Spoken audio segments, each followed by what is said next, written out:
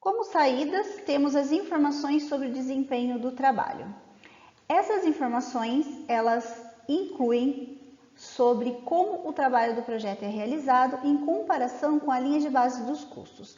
As variações do trabalho realizado e o custo do trabalho são avaliadas nos níveis de pacote de trabalho e conta de controle.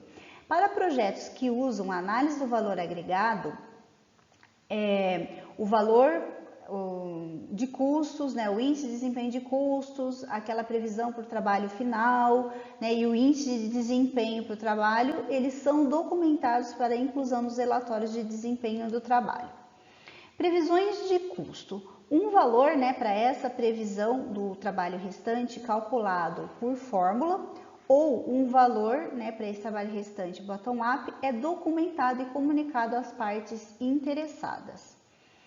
Uma análise de desempenho do projeto pode resultar em uma solicitação de mudança de custo e nas linhas de base do cronograma ou em outros componentes do plano de gerenciamento de projetos. As solicitações de mudança elas são processadas para revisão e disposição através do processo realizar o controle integrado de mudanças. Qualquer mudança no plano de gerenciamento do projeto passa pelo processo de controle de mudanças da organização através de uma solicitação de mudanças.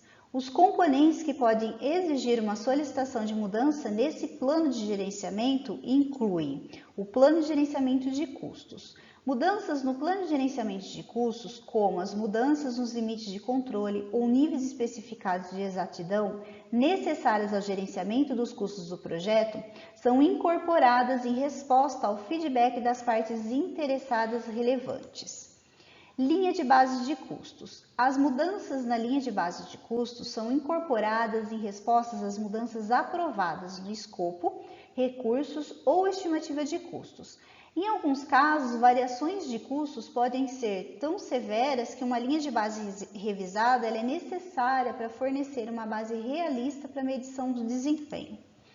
Linhas de base de medição de desempenho. Mudanças nesta linha são incorporadas em respostas às mudanças aprovadas em escopo, desempenho de cronograma ou estimativas de custos.